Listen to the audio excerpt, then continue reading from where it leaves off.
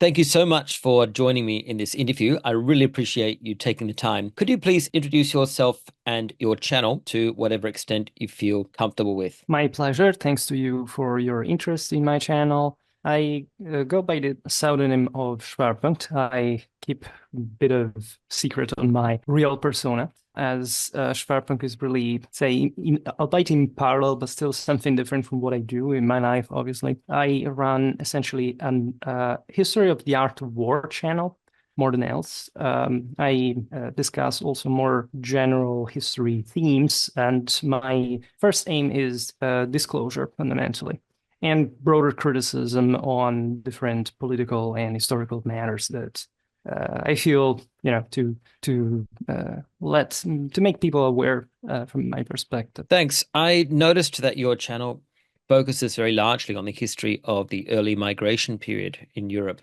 And that's an area which is very underserved in history YouTube and probably even in academia generally. Was there anything in particular which drew you to this specific niche? That's a very interesting question, as I actually don't have a particular bias for the migration era. I admittedly started my university, my bachelor thesis specifically was on the migration era, on the Longbirds, even more specifically. And at the time, I guess I was more interested in the sort of more pop reasons why I would say that it's possible that even YouTube, suggests my migration era content over other that I personally find actually more interesting, more developed from the later Middle Ages, from a civilizational point of view.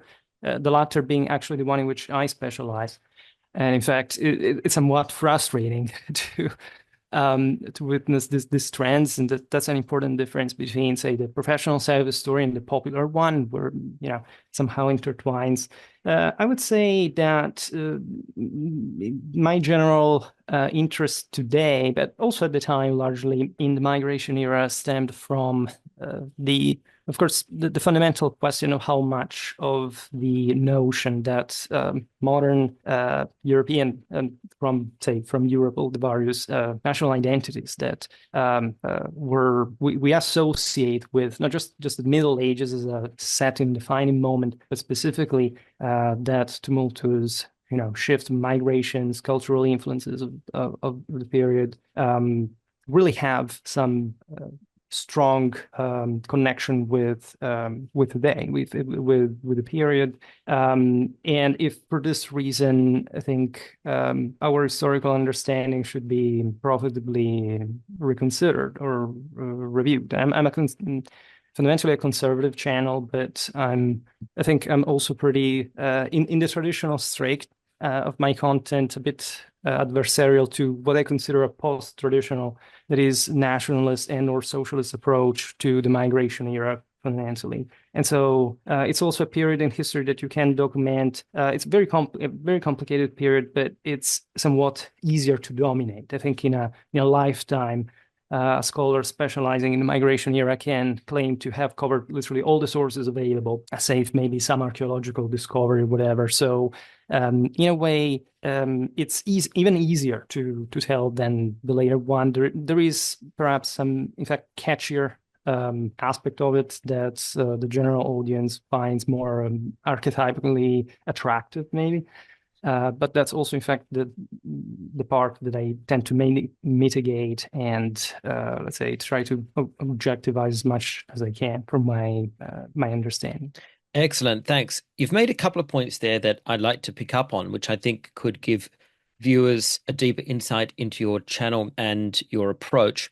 The fact that, or the distinction that you're making between academic and popular history, indicates that you're acutely aware of that distinction and sensitive to it. And naturally, your reference to your previous academic studies also implies that you have some academic qualifications in the field.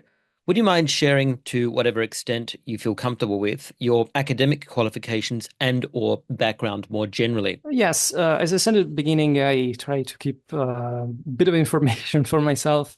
Sure. It's not much an issue that I have with that, but I think that when you offer public information, you sort of can't come back on it. In fact, The only thing I usually say, and I discussed extensively, telling the truth, on the channel as well, made a thesis about my doctoral research.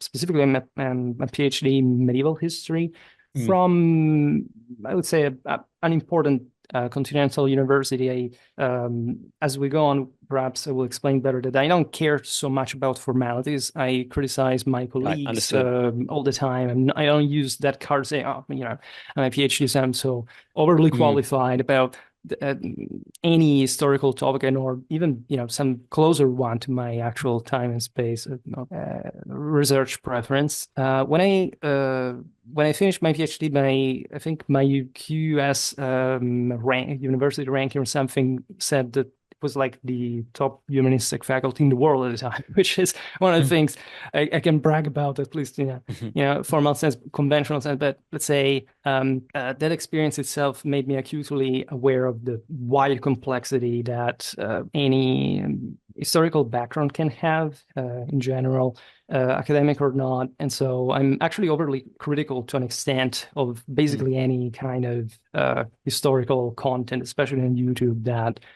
is uploaded. And of course, there I have to cope also with with the limits within my own.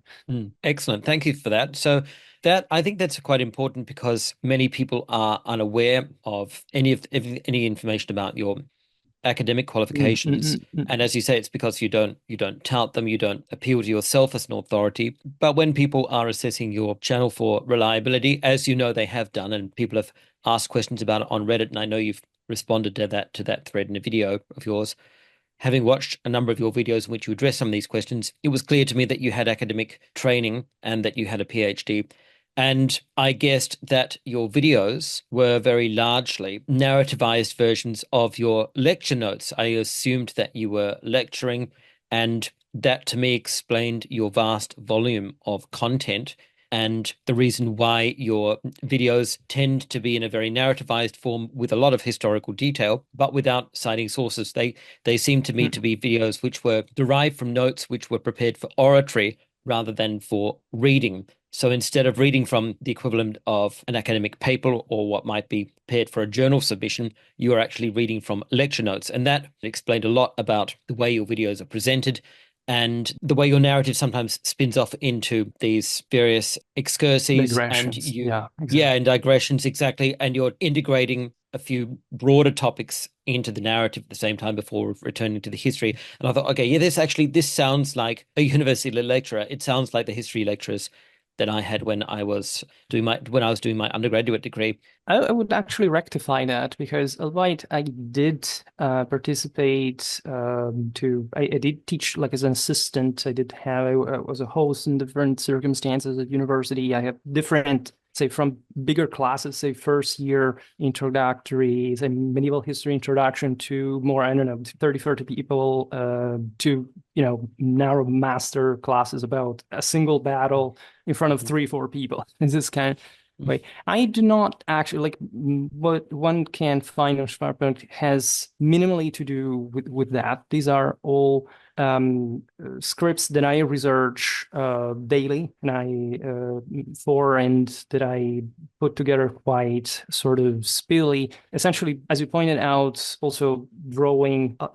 You understand after 2,300 videos, even if I Yes. wouldn't have an enormous lecturing experience, I would simply draw from this several years experience now, Mm. making videos almost every day.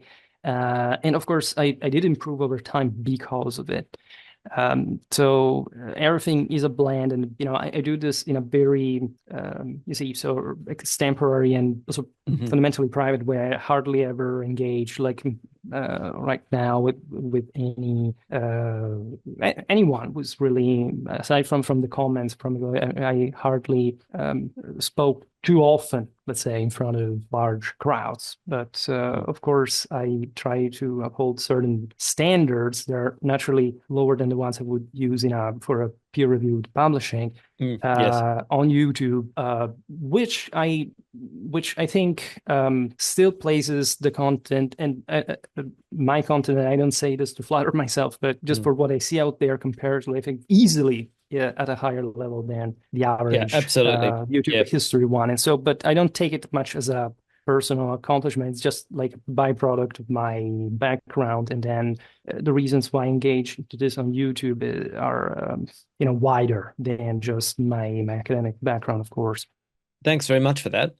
Now, the other comment I wanted to make on something you said was your personal integration of the history that you study with the current era, and in particular from a socio-political point of view, the construction of the nation states as we have them today. So, is it the case that you are interested in investigating and perhaps correcting people's understanding of the influence of those earlier periods on the formation of not just the political states that we have today, but the national identities? Is that something that interests you particularly? Yes, broadly speaking, honestly, even though before I was sort of criticizing the sort of the bias, the overarching bias from mass perspective towards the migration era, which is essentially ethno-nationalistic in nature from a large portion, at least, of the audience. I see it because the algorithm, unfortunately, beats all the sort of different content in that one.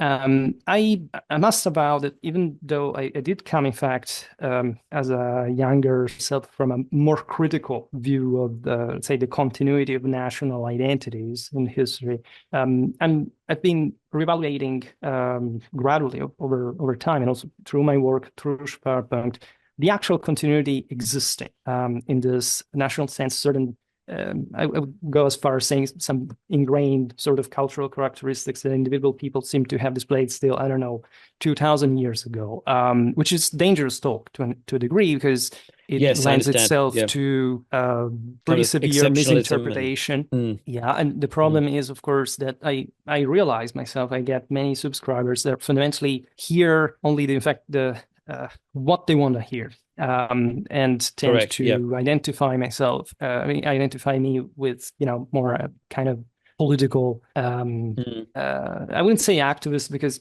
I objectively discuss mostly just history. I don't put politics at the center of this all. On the other hand, the issue of the nation state is particularly interesting to me because I believe that fundamentally in the last couple of hundred of years, the extension of schooling to masses and mass society has been, of course, positive in many ways, but at the same time has somewhat very much simplified historical notions that were before traditionally upheld in a way that was cultivated throughout the millennia, and that instead in the last, in fact, couple of hundred of years seems to have been incredibly reduced to something much cheaper, much more superficial, even in many in a much broader cultural sense, even mocked and or Yep. let's say insulted in a sense, like the idea, I don't know, the aristocracy oppressed us, so whatever they believed in and whatever it was, they must have been terrible people, and we are the better ones, right? Right. There's a lot of sort of misattribution of merit of values throughout history that, of course, can hardly be interpreted in such an easy way, such just not even an apparently logical way, I would say. Yeah, thank you for that. I would say that, yeah, definitely I think there's a recognition in certain areas of scholarship that there has been something of an overcorrection to the historical record in some senses. And for instance, a lot of the information about the events surrounding the French Revolution, statements attributed to both Louis and Marie, as you would know, many of them apocryphal, generated by Yeah. their enemies. And a lot of that history has been, especially in the popular imagination, very much distorted. And the corrections to that distortion aren't really accessible very commonly aren't very widely accessible to the public. And you typically only find them in academic sources, particularly the attribution of certain comments, famous misattribution of certain comments to Louis and Marie. So I take your point about that, and it actually reminds me of the manner in which history is distorted for various purposes and reinvented, particularly for political purposes, such as nation building or independence struggles or the renewal or perceived renewal of a nation. I'm thinking particularly here of Eric Hobsbawm's work on invented traditions. You would probably be aware, or at least generally of Hobsbawm. I believe Mhm. he was a Marxist historian. I know he was a historian. I believe he was also a Marxist, so he took a Marxist view of history. But I think that he contributed a very useful work on invented traditions, identifying how certain historical narratives emerge as a justification for a political ideology or a political movement, sometimes an independence movement, a nationalist movement. And sometimes this kind of history is created, having been created for these purposes, then becomes official and even enters academia. And Hobsbawm identified a number of these in his book. He wrote academically on this, but there is also a popular work which he co-authored, I believe, with another scholar on invented traditions, some of which now are more widely known, like, for example, the fact that the Scott tartans are very largely an invention of the modern era. Mhm. And despite the long-standing tradition that they are centuries old and date all the way back to the early medieval period. In fact, the overwhelming majority of those tartans have very little historical attestation before even the 18th century. And a Mhm. number of them were, in fact, invented specifically as a reaction to British oppression and a means of differentiating people and identifying people within their different clans. And then a lot of history was invented to kind of justify them. And that backfilling of history created a false tradition. And there are a number of instances of this. I have an investigation on my channel of another Mhm. case of this. This is a myth which is actually found in a number of different cultures, a number of different nations, which were taken over by the British Empire. In Sri Lanka, there is a national myth of a traditional martial art called Agampora, which is supposedly thousands of years old. And part of this national myth, apart from the fact that it's supposedly thousands of years old, part of the national myth is that this martial art was considered so dangerous by the British when they took over Sri Lanka that it was outlawed, and that practitioners, and in particular trainers, masters in this art, were crippled in order to prevent them from teaching it to anybody else. They had their one very popular myth says that they were shot in the knee to prevent them from teaching this art because the British regarded it as so dangerous. And of course, when you look at the historical sources, there's absolutely no evidence for this. And when you look at discussion of the topic, you find that the earliest sources even referring to this myth are incredibly modern. I couldn't find any earlier than the 1980s, for example. But this myth has become ingrained in the popular consciousness and enshrined by the government when I think it was in the early 2000s, definitely within the last 20 years, the Sri Lankan government made an announcement saying that they were finally lifting this ban on Angampora, which had been enforced by the British, which was hilarious given that such a ban never actually existed. And obviously, the purpose of this was nationalistic. It was a political gesture. So this is an example of how that historical record can be distorted, even for apparently very well-meaning, for want of a better term, it's certainly a very generous term, well-meaning reasons. And a lot of history building and history backfilling and historical invention, I would say, takes place during the formation of a nation state, just to start with, because I think it's a tendency for nation states to build on a founding myth. And in particular, in independence struggles in post-colonial eras, there's a very great deal of reinvention of the national history and even of the national culture. And certain traditions then become invented and represented as authentic. And to a large extent, some of them are intended to were created very recently simply to serve political functions and even social functions, to instill in the populace a respect for certain values which the nation builders believe are important, when in fact these were never part of the original culture. And then there's also, when we're talking about distortions of history, there's also the way in which the distortions of history can arise as a response to colonialism. I think one of the Mhm. greatest examples we see of that is the weaponized post-colonial discourse in places like Africa, where, for example, there are African politicians arguing against gay rights and claiming that homosexuality was absent from the African continent prior to colonization, claiming that the British and other colonizers introduced homosexuality to Africa and that it has no place in African society, and that it's anathema to African culture, of course, taking a very pan-African view there, and consequently, it should remain criminalized. And that's very ironic, given that that's a piece of totally invented and fabricated history. But it also shows how that these decolonization movements are susceptible to distorting history for their own purposes. In a very similar way, when the AIDS epidemic was raging through Africa, particularly during the 80s, it was blamed on white people. The claim was, African politicians in particular claimed that AIDS had not emerged in Africa. It had been introduced there, and this was just another example of colonization. The same thing happened in Asia, actually. It was nations like Korea and Japan, even Taiwan, in fact, could not accept the idea that AIDS was being generated organically within their country, and claimed that it was a foreign import, that it was a white man's disease, which had been introduced by promiscuous foreigners. The promiscuous white man is a very well-established trope in Asia, not without some merit, obviously.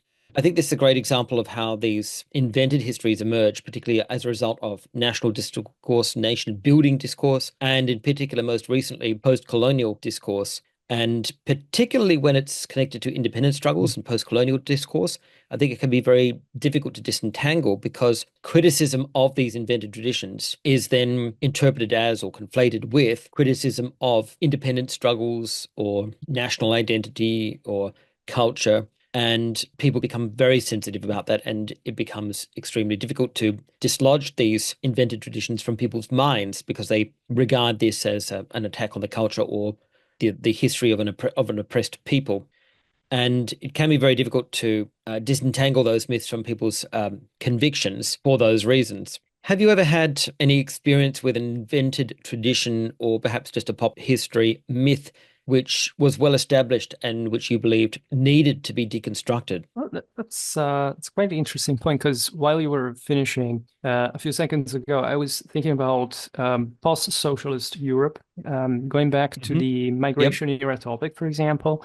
Because rather talking maybe tartans or STDs, but there are sort of broader topics that, in fact, are quite punching in the measure in which they do take, in fact, that's broader national, political, but also more deeply historical, self-historical orientation. Like, for example, the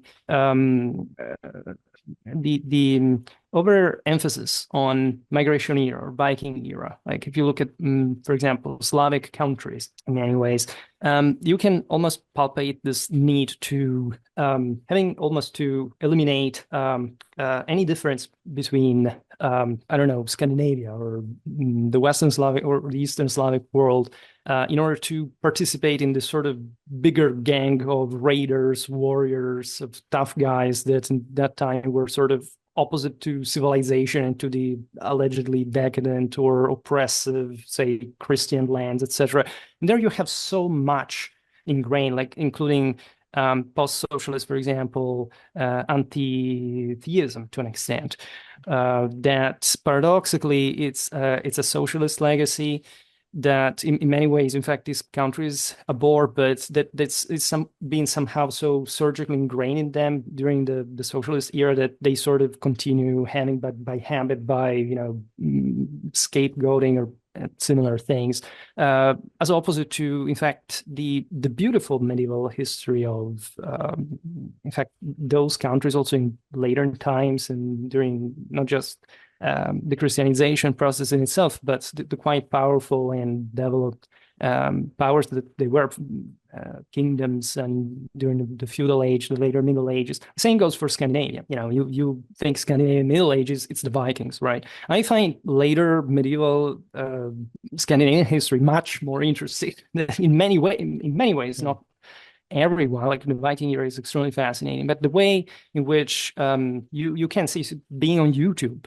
when you look at the trendy videos, etc., and more or less realizing that they are, because they fit certain narratives of certain imaginary or aesthetics or whatever, is really striking. I think that in the last decades, when especially indeed even sites like YouTube became so popular, it's as if a new self-historical culture substituted, in fact, the quite poor level one existing by the shortcomings of our educational systems. And newer generations seem to say think history more now in those terms. I don't know. I was born in the 90s, but to me, I don't know, the way the past was seen was still in that sort of chronological, well-identified way. We have shared memories from parents, grandparents about, say, World War II. All this seems to me, and again, I learned this mostly by being exposed to the internet myself and having, it's part of the reason why I have a YouTube channel, actually.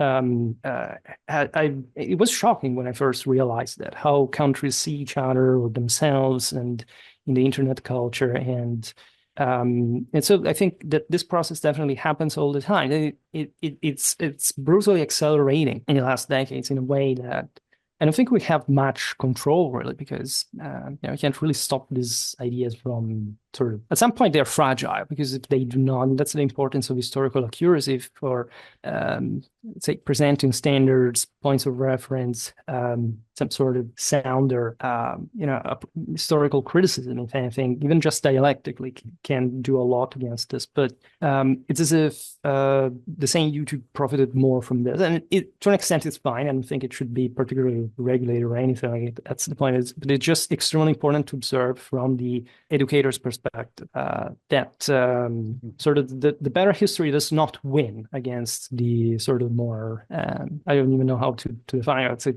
say pop in general. Yeah, pop history, politicized, yeah, homogenized, perhaps. I really take the point you made about how eras and events such as the Viking invasions are very much homogenized and politicized in various ways, and the way that those are then attached to nationalist narratives. While you were speaking, I was reminded of the way in which Putin, when responding to Tucker Carlson in his interview, wanted to start his explanation of the invasion of Ukraine by winding back about 1,000 years of history to some obscure event that obviously a lot of people would never have heard of. And I thought that that was a pretty good example of how the history, particularly the history that you cover, is used in the sense that you referred to a minute ago, to build these nationalist narratives and to justify political actions in the present day. Obviously, you have a sensitivity to the facts of history in the past and a sensitivity to the way in which they are used and abused in the present. And you've also mentioned explicitly your concerns about the way that history is presented and misrepresented for political and ideological reasons in the present. Would you say that in current academia, I mean, speaking perhaps for your own country at least, there is a tendency to mythologize and perhaps, and even in academia, there is a historical approach or a historiographical method which has become biased in a particular direction? That's also a great question. Before you hinted at, I don't know, we'll talk about it later, I guess, about the insular, the continental Yes. academic differences, so to say. That I think especially the insular tradition extends to the world entire seems, of course, in parallel to what you see in politics every day, of course, very much focused on identities and sort of labeling, framing, categorizing. These are also, incidentally, some of the most, of course, developed and namely educated countries in the world. So there is also great access by lots of young people that can afford, say, getting a PhD, being in and around that in some way to publish more. Hyper specialization and even probably the inflation of papers, in my opinion, this is a problem for continental Europe as well. It's a pretty global issue. Has sunk, let's say, the quality of papers. That's an idea, and I did see some aspects of, let's say, a greater interest on aesthetics, a greater interest on, say, the enucleation of some sort of imaginary, almost fantasy-based sensitivity. That there is a strange flirting between, for example, I get an inexplicably large amount of questions in my Schwerpunkt private email and comments regarding. I'm writing a novel, a fictional novel set in the Middle Ages. Why does that have to do?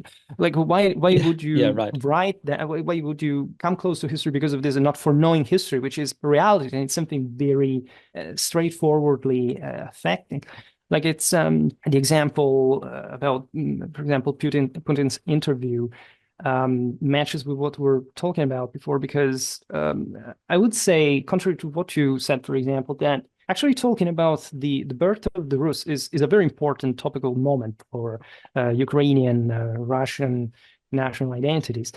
Sure. Yeah. And of course, that's quite appealing and everything, etc. But of course, what in that interview went completely missed, quite strategically, I don't think Putin knows history particularly well. So he, intervenes in saying, his educational text, for example, with ad hoc retouchings about various historical events.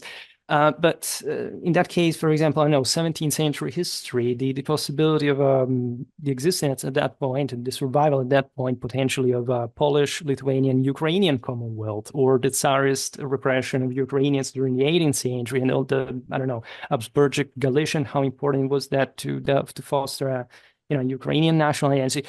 That, of course, is completely skipped. And I did Yes. talk Yeah. to many Russians in many ways, and it seems to me that, of course, they do not know history. They live in the post-Soviet paranoid bubble in many ways. But if you ask them, like, do you like it? Many of them will tell you, well, I like history. And so you enter the discussion and say, well, what do you like about it? And I don't know, we have nice documentaries in Russia about, say, the Romanovs, whatever. And maybe Right. you can find it on YouTube. They're even just aesthetically very, very good looking, beautiful costumes, beautiful women, of course. Yeah. But it's, of course, like it's the tartan parlor, right? Instead of having a big discussion, what a nation is, what a country is, what a people is, it gets down to, oh, look, this is how ideally, like, my, Russian hero should look like, Right. because Yes. I am like them, right? And that's something that I can be see. accessed by Yes. every idiot with a television. It's not, I believe that every historic, the more we talk history, even there is some good, even in that,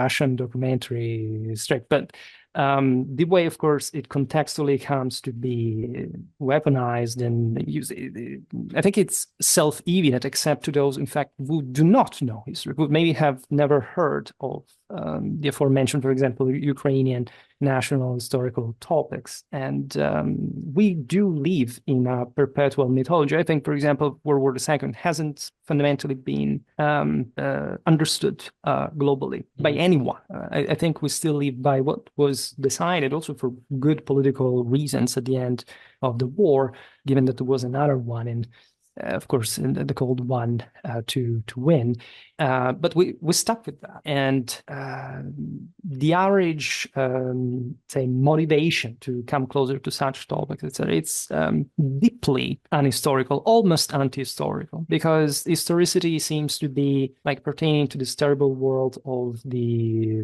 if not of the elites, but of someone who is maybe just rigged by some ideological or intellectual Motivated, right? motivation that does not mingle with the broader masses, who does not understand what the good, hardworking people do, and etc. And it's really a bit on everyone. Like, it's on us as historians. It's on anyone that, of course, doesn't try to make it better, doesn't make an effort to even recognize that this is a major problem. For example, on YouTube, I am quite vocal about this issue, and I'm taken as, somehow tyrannical or picky or arrogant. But it does seem to me that we are living in a major cultural, moral, scientific crisis, and that this should be like the first news, in every sort of social media set. And this is specifically, willingly removed subconsciously, because it does create a problem of standards, of morality, of scientificity that in a sort of decadent, spoiled society, nobody wants to wrap their mind around. Given that distortion of history and reinvention of history, politicization and weaponization of history as it stands not only in the past but also in the present, and your own personal motivation to try and correct those narratives, can you describe your research method and what quality control measures you take for your channel? So for YouTube only, right? Yes, that's right. Just for Yeah, your YouTube videos. well, it naturally depends on the type of content. I, for example, for a living specialize in battles reconstruction, and that, of course, comes the closest to my academic background. I, of course, have to gather. Mostly, I reconstruct as a medievalist. My experience, for example, with modern contemporary battles is almost non-existent. I somehow even wonder how can, say a contemporary, like a major contemporary battle can be reconstructed, how many people actually can gather all the enormous amount of Mm. information. It's a very big problem. Like different historians by era of research are incredibly different people and work in incredibly different ways. As far for the Middle Ages, of course, there is a huge variation in 1,000 years, but let's say you can somehow easily gather all the primary sources. You should, of course, preferably know the original language to translate it autonomously. I normally gather these. Of course, I can't fish in a vacuum. Simply, I consult secondary sources from major acts like, I don't know, JSTOR, Academia. It depends. You Mm. can find this information on even much less advisable sites. I'm not Yes, right. extremely picky, but that's just to get to the primary source and having, I don't know, the librarians from the departments sending me the actual texts, and then reconstructing something that makes sense as a battle using military logic, diachronic comparative perspective with other battles that I'm Mm. aware of and how the era worked. It's something that even this is the art of war properly meant. One can talk about war, but not really knowing exactly how it was fought. Even say that's something I say every time. Even a famous historian who publishes a book about a battle does not necessarily come with it from a comparative idea of what, say, battles even in the same period were. If I have to talk about some sort of more general but still somehow in-depth topic, I would base myself heavily, of course, on secondary sources. I don't know, examples of even history of religions. And there you would get, of course, it's always a mix. Like sources can be partly primary, secondary, tertiary in many ways. And there, most of it's a collage from so many different. I have a digital library of over 14,000 books, so it's not that difficult for me to find a reference about something. Admittedly, it may not be like the entire of course, production on a given topic. But that's where you also have to select on the basis of, mostly of the logic of the sense that mostly an article makes, right? The way, again, a battle can be discussed may have nothing to do with tactics per se, and also tactics must be. In fact, I heavily disagree with most of the sources they actually use. Otherwise, some videos are very introductory. I can use manuals and simply commenting on them in maybe 10 lines of text. I can talk for 2 hours because at that point, it's just everything that I remember on the topic, any kind of criticism, any kind of, aspect that I want to highlight, just like we may be doing in this conversation. And that's mostly I say in strictly empirical terms, I think I follow the conventional academic instinct and experience. And I rarely make a general search fishing for, like, I go pretty straight to somewhere where I know I'm going to find, of course, the specific information for that kind of historical standard.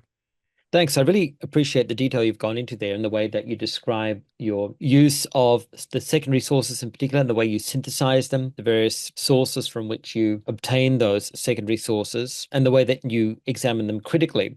You've also mentioned primary sources a few times. Do you find that you're mainly going to primary sources to verify claims in the secondary sources, or perhaps because you're already familiar with this particular period, so you can go straight to the primary sources and interpret them yourself? Do you find yourself working with primary sources in translation, or do you have any relevant language qualifications? How do you interact with primary sources during your process? Well, it's a mix of all. Usually, most of the times I access primary sources from secondary ones. That may Right. be Yep. also sources that they already read, maybe 10 times, but that are extremely loaded. Like if I am reading an article or a book on, say, Tacitus, Germany, of course, you've read that many times, But the point in that moment that the relative author is making about the source is the one that sparks criticism that you can sort of invert depending on what you truly believe, because you can immediately understand where they're coming from with that. And maybe you need also through other references that they use as some useful information that instead you would use in another way compared to the way they do. When Yep. I let's say professionally, I mostly work with Latin, of course. Some I can speak probably not so well English, but let's say French, German, Italian. I Wow. read Spanish fundamentally. I studied Latin for 8 years at school, and then basically worked with. I mean, of course, as a medievalist with Latin. I can read Old Catalan, Middle High German. So let's say I try to put a bit of Wow. everything Yep. in with a vocabulary. I can translate ancient Greek too. So that comes useful. It may not be. I did translate. I did use, for example, for my doctoral thesis in some, and I transposed that to some articles that I used on the basis of my previous citation. Some translations, for example, from medieval Catalan, without, say, bothering too much to assess whether it was like, if the linguist, the philologist there made his homework 100%. I hope as a historian that that's the case. But it's also really what is written in that sort of makes sense. And if there is some, I care very much about etymologies. Also, I'm a bit into the compared etymologies etymologies of compared Indo-European languages from the origins, etc. So if there is a translation, a term that doesn't convince me, I will go back on the etymological dictionary. I don't know. I have all a problem. Like, I don't know if you're familiar with Connolly's translation of the Libopunic heavy javelin, the Longke. Oh, okay. No, no, Through the I'm not. that's Yep. that's insane, because basically Mm. this guy translated a heavy javelin into a Macedonian pikeman, because the Loeb Mm. translator got it wrong. And if you Google Oh, the Carthaginian Loeb army translator. on Really? on Mm. on the yeah, and that's in fact not even if you Google Carthaginian army, you look at the images from Osprey, from different volumes, etc., you will find Hmm. actually Carthaginians with Macedonian pikes and sort of Macedonian style flanks, because that Mm. guy said that, and everyone went, say, just followed him. And Right. I didn't Yeah. study ancient Greek formally, but say at least Mm. translating some passages in a accurate manner is crucial to avoid, if anything, by Yeah, elementary absolutely. military logic, because the problem there is not much the translation, but how can you think that the Libo-Phoenicians would have the same type of society military system than the Macedons As the is Macedonians, the yeah. greatest issue for someone that Right. allegedly is so much into that topic, right? So it's a great, definitely a red flag. That's really interesting to me because in my undergraduate classical studies, as you can imagine, we relied heavily on the Loeb Classical Library series, particularly because Yeah. when I was studying my degree in the early 90s, the internet Mhm. was very emergent and you Sure. just simply didn't have that information online.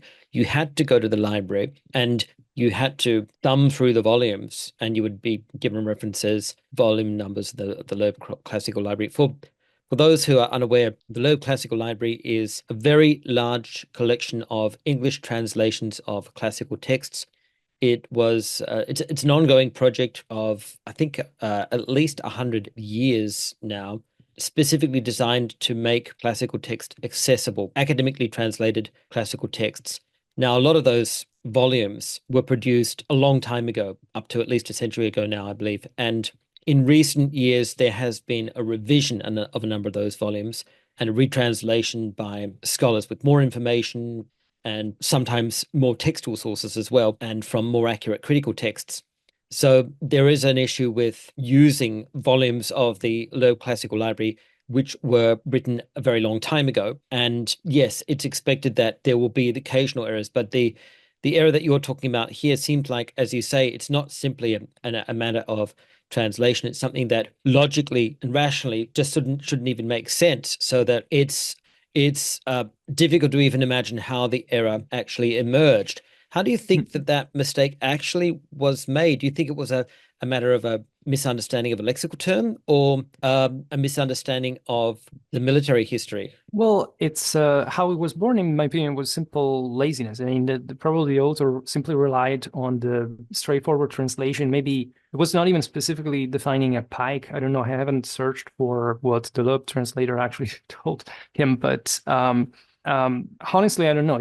It's at that point when it's in your head, the problem is wider because indeed there is a broader historical context that you have to imagine that with just an issue, of course, of how you go by you go by simple imitation of an authority, and that uh, things are, of course, a bit more complex than that. Yeah, and I know it's a bit of a rabbit hole, and to some extent, you're going to have to, yeah, you're speculating.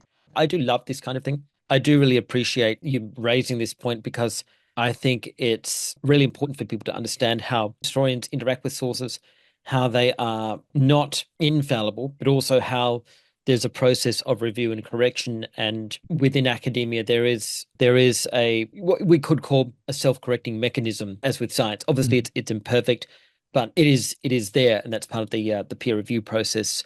And I also think it's just valuable for people to see that you are somebody who assesses your own sources critically and who, with your linguistic knowledge and your historical knowledge, can interpret the sources you interact with in a very critical way and actually make these kind of corrections. I think that speaks greatly to your strong desire for accuracy and also is a great demonstration of the extent to which you verify your sources and investigate these issues for yourself to ensure that the content in your videos is accurate.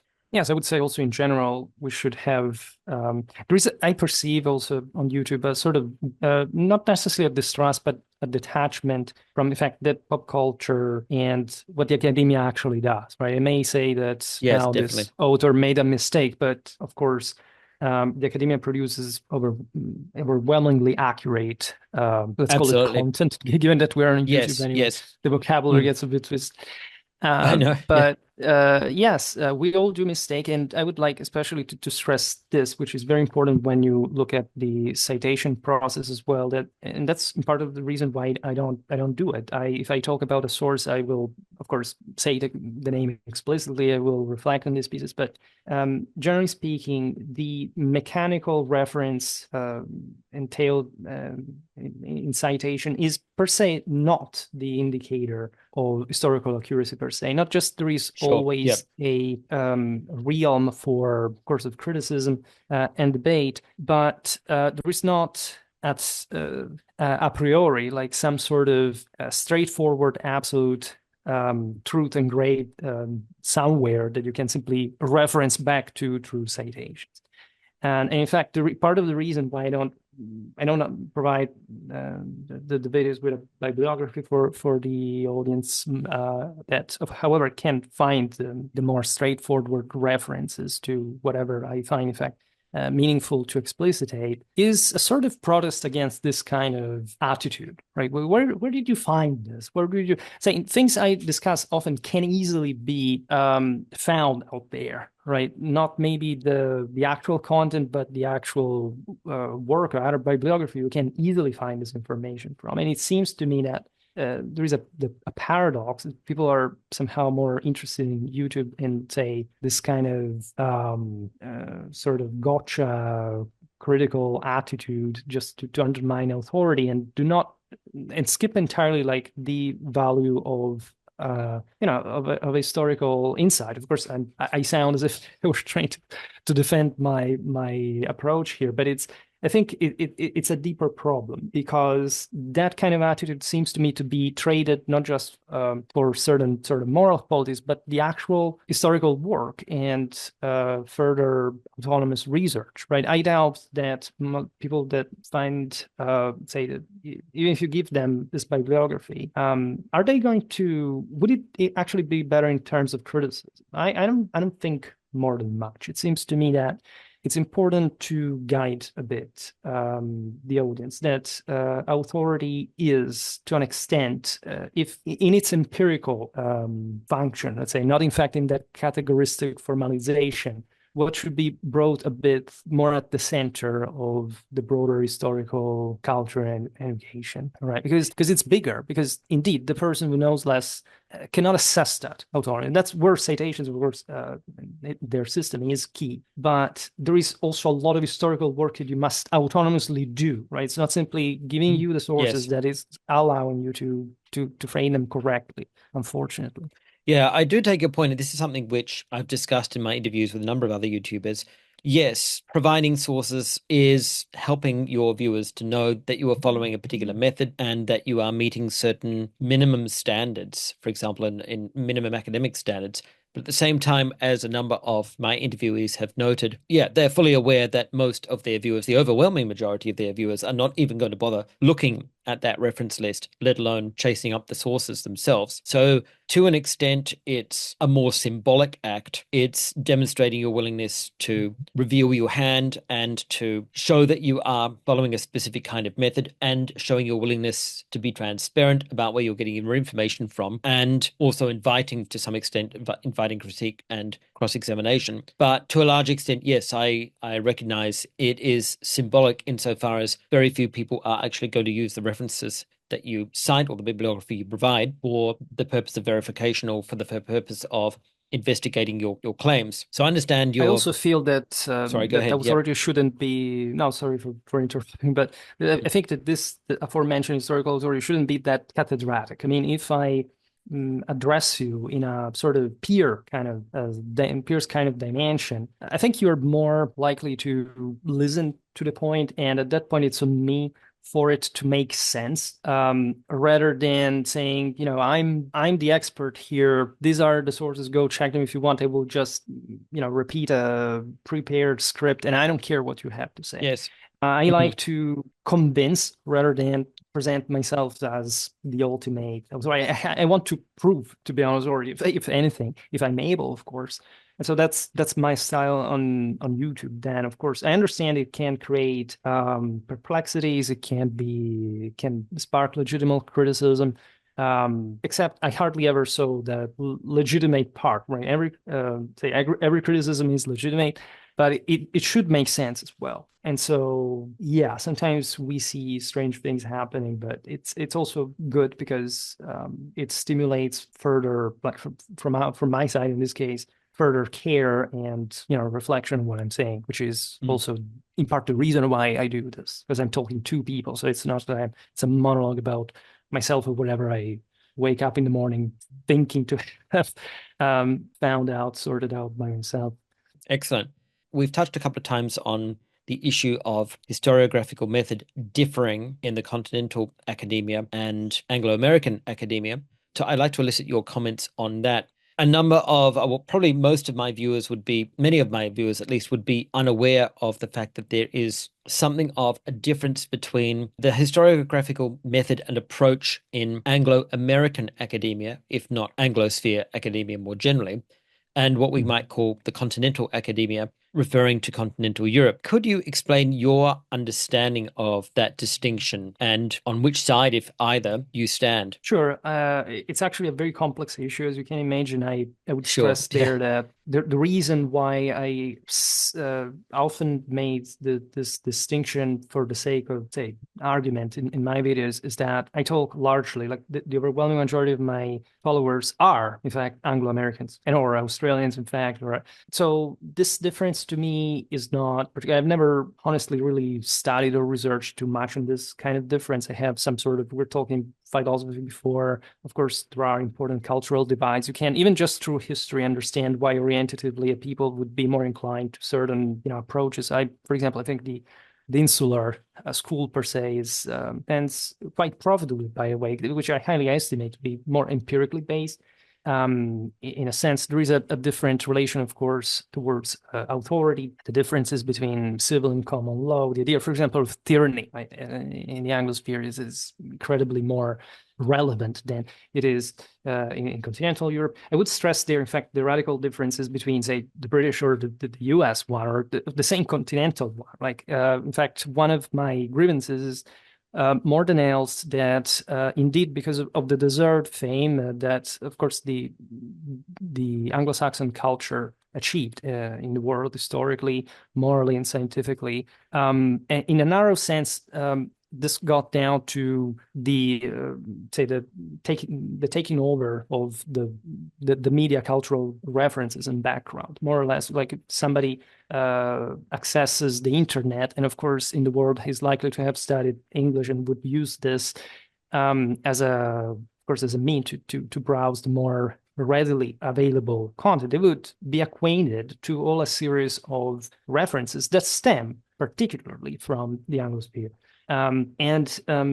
This is a problem for, I mean, it's more our fault as continental Europeans not to have gained the same level of the same share in this. And I think that, of course, it doesn't make too much sense like to highlight differences. However, at least academically speaking, this was something also I was informed by my older professors, teachers. It seemed to us that an important tendency, the tendential difference, is that continental Europeans tend to rely much more on, and here I speak as a medievalist, so that's more or less also a further element of narrowing down this comparison on primary sources, as opposed to an Anglosphere that there is more that validates scholarship more. This is, I think, an important distinction. The idea, as we were saying before, that formal, categorical certification of somebody's titles or the use of citation, etc., comes first before this. Of course, is the foundation of history. It's not just a cultural fashion.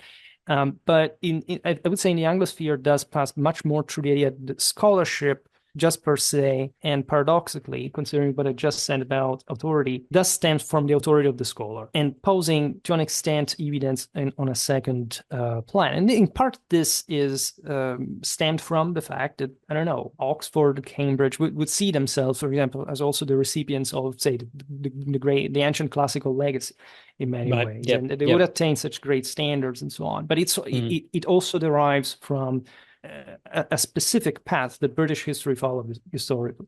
The impression of such the existence of such difference I got also a lot, and it's really mostly from YouTube.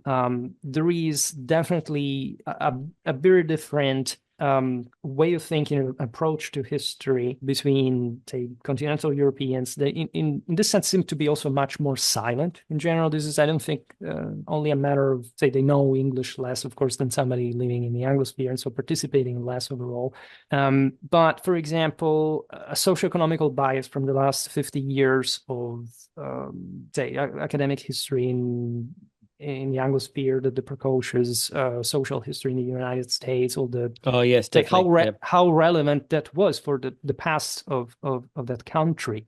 Right. It all makes sense, but it also came to inform dramatically even the way history is told in many ways. I see also disproportion, for example, of not much, for example, medieval British warfare representation per se, but a very particular perspective on, for example, the series of military cultures that would be represented on the, for example, the many disclosing series I have from Anglo-Saxon, say, journals on the favorite topics, let's say, that you would introduce a layman to medieval warfare through, right?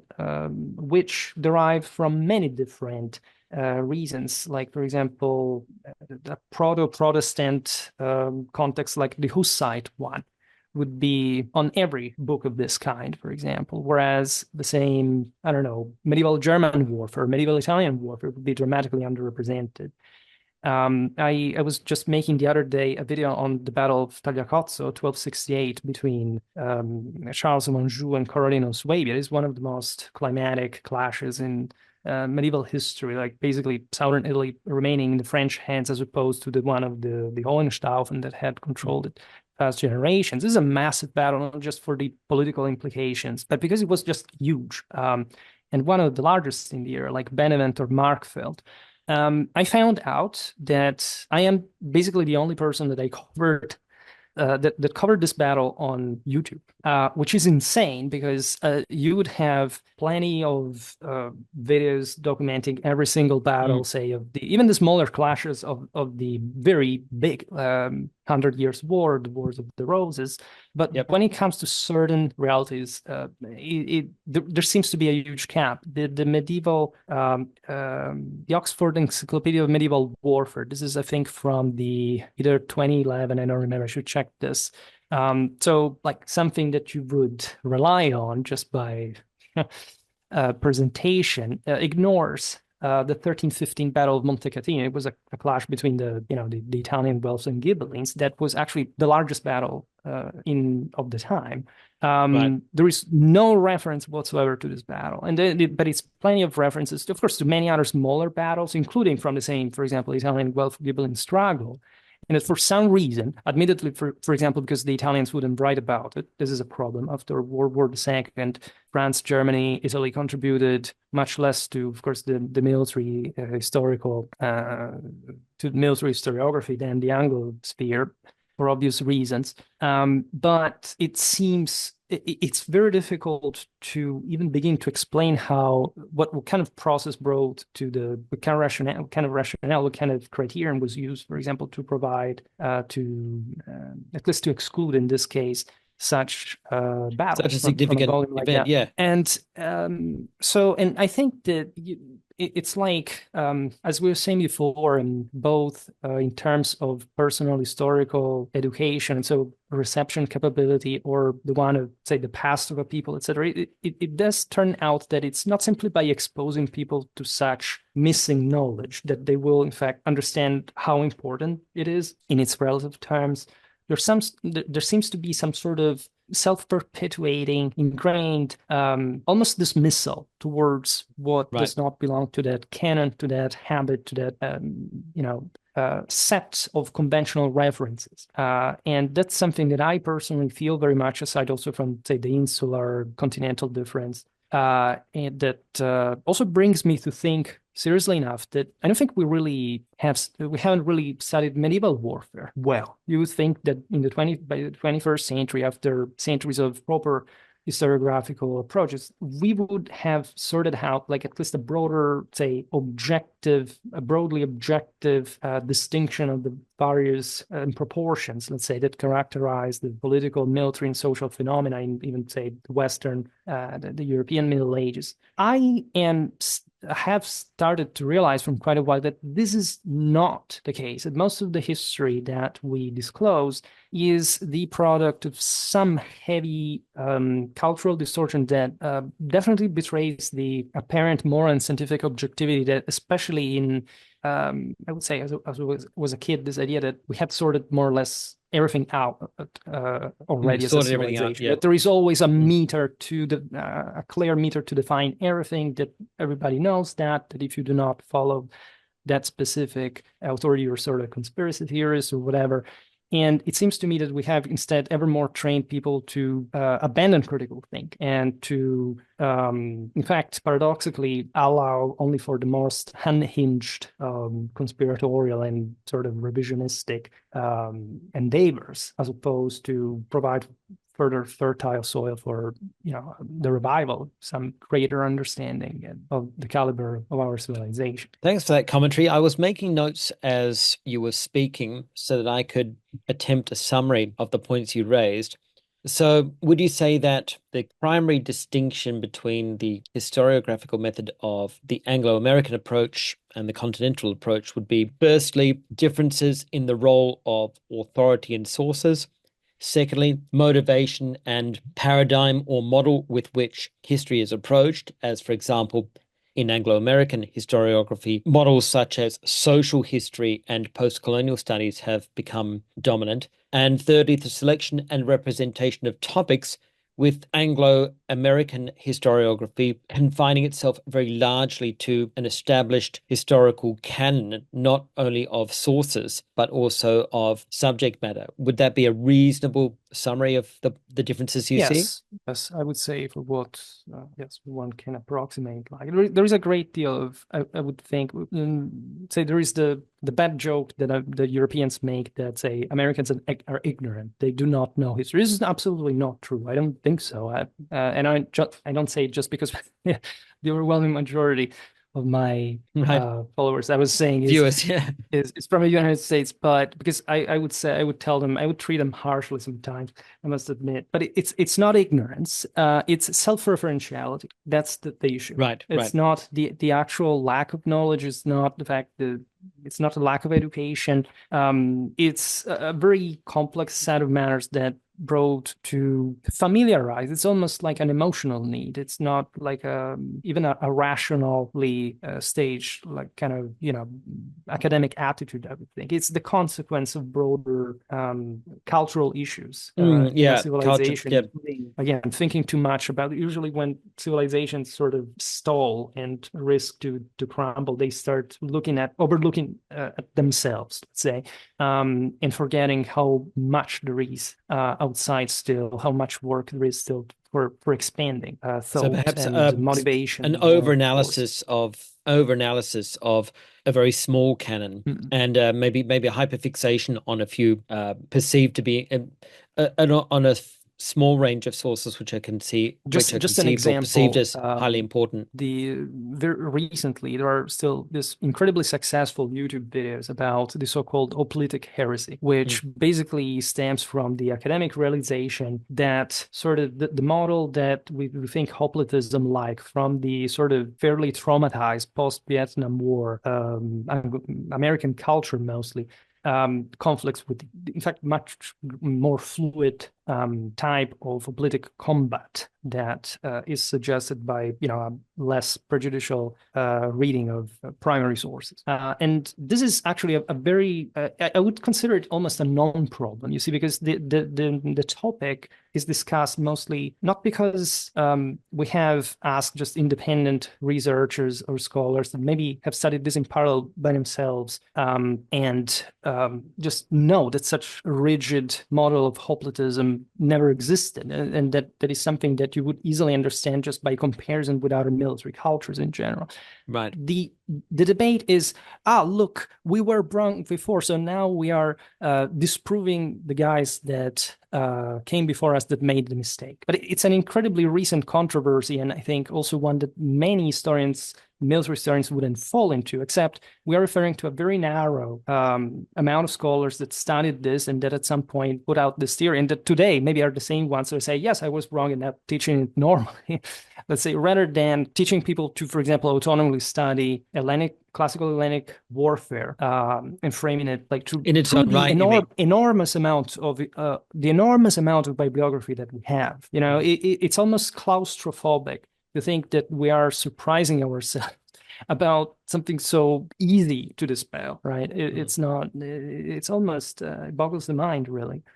Do you think maybe there's a bit of a hyper fixation on correcting previous historical interpretations so that perhaps in the Anglo-American historiography, there's more of a fixation on getting things right and correcting narratives seen as potentially misleading, maybe even dangerous or harmful, and perhaps there's a fixation on finding something wrong with what people in the said in the which with what historians said in the past, rather than actually investigating the sources in their for their own merit, on the basis of their own merit. Do you think that would be a fair comment? Yeah, it's a quite widespread dynamic also in continental historiography, I would say. But yeah, it's part of a blame culture. It's more like a moralistic point than a more positively scientific one, for sure. And we had very great minds before us. I don't know, in my case, when I study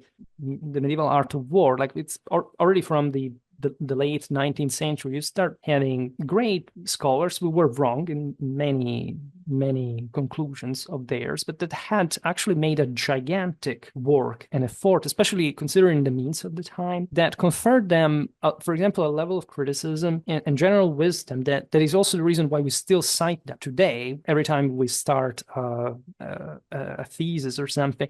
And that we seem, in many ways, yes, more anxious to simply debunk through our obviously larger, scientific acquisitions by today, than appreciating what these people actually did and the kind of insight that they had acquired in that specific context. Because, of course, when you learn how few they had at the time, it is amazing what they managed to achieve. And that's something that would be extremely useful to apply today. Of course, every age has its own character. You can't simply transpose that, but there is definitely a lot to learn from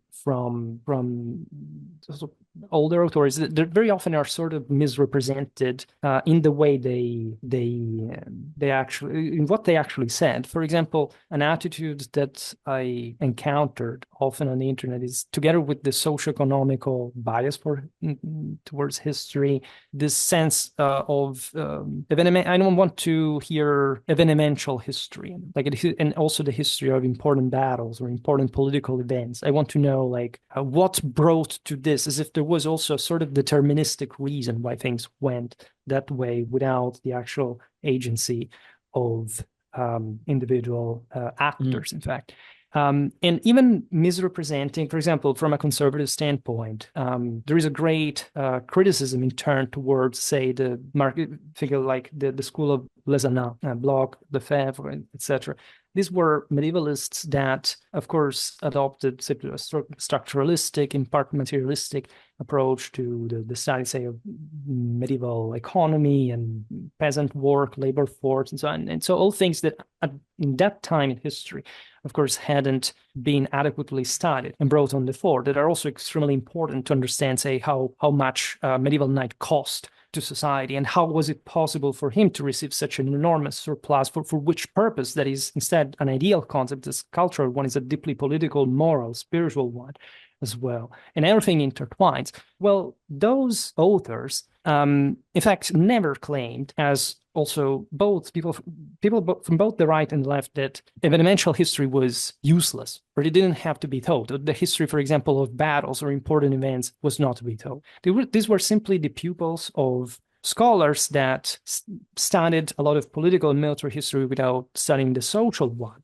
and that would never say, as pupils that were reacting to these masters, that, in fact, that political, that military history or evenemential history was not important. But this is somehow the message that seems to have popularly spread, and that's still, I think, orienting a great part of the people I interact with on YouTube as well. And that is deeply incorrect. It's very prejudiced, and it lacks the recognition of great work from people that may have had a different political idea from us, but that also did something pretty good when contextualized, or maybe decontextualized from other ideological thinking, but that still was pretty good history, and that is still extremely useful for us today. You've touched several times on the interaction between ideology and history, both from the perspective of the recipients of history, people who either taught it or people who interpret it. And obviously, your channel explicitly integrates ideology with historical understanding. So, yes, that's fair to say. Yeah, could you make some comments on your particular ideology, to whatever extent you feel necessary, and the way it interacts with your historical studies, and to what extent perhaps even your historical studies are motivated by your ideological concerns and or interests? This is a very complex question, of course. It's also a difficult one to answer, but something I say very often, besides complaining for the fact that, in fact, people seem to be more interested in my ideology than in my historical work and the actual validity of the historical insight, is that I came to what I define mostly like a traditional kind of, I wouldn't say content per se, because I think a tradition is something so high in the way it was conceived in the past, in its wisdom and in its legacy, that it's not like I am a traditional person. I think we live in a post-traditional world, etc. So I mostly make disclosure, right? I sort of become Right. a vessel of whatever you can find from, say, in my case specifically, it's in a strictly professional sense, a mix between religious and military history. Yes, right. That is to say, mostly Clausewitzian theory and traditional religions that I, however, acquired much later along the way. My channel is old enough to be able even to trace this across the videos through the years that I acquired again well after I began my historical studies, and so also well after I sedimented a lot of historical notions that had, say, barely anything to do with that, at least because these are not topics that are conventionally taught in universities, at least as general programs. Then, of course, there are specialists who study them. They're also pretty, I mean, the history of, say, traditional religions is something pretty straightforward. You can find a lot on. It's not an heresy or something. And that, however, exactly for this reason, that is essentially the underrepresentation that I found, considering what it seems to me the moral and scientific importance of the topic, I wanted to share, and that I began to learn, mostly through my channel, through the effort that I would make through the channel, in research in it. And that personally has given me a much better insight at every level of historical or philosophy of history interpretation, let's say. And so I wouldn't say that I was brought up a conservative, but not in the rigid categorical way. It's not like my family ever was subscribed to a particular party or whatever. I just am Right. maybe, Yep. I don't know, there are some maybe hormonal reasons why you lean from one side or the other, depending. And definitely I brought this with me. It's a bias that I have. I think we all have, but I don't feel like, I remember I liked history as a child. I really don't know why, whether I received some, I don't know, I think I got this from my mother, my maternal grandfather specifically, because we traveled a lot across Europe, whatever, but I always liked history and war for some reason. And Yep. the first thing that I wanted, and I remember some of my first memories as a child, is that I asked adults how things, not just historically, but how things happen in general. What kind of, and I always evaluated the explanation for how much it worked and made sense of things. And my main motivation is to make sense of things, right, by myself. Because most of the times I received an explanation. It wasn't satisfactory to an extent. I think it was partial. It was coming even in good faith from someone that maybe did not even understand how much, for example, a child could learn, or how impacting certain ideas are. And I don't know, it may be a trait of mine. I always try to discover things further without being and this is also very important, without particularly subscribing to any kind of ideology or even intellectual figure. Another thing, speaking of the insular style, is every time.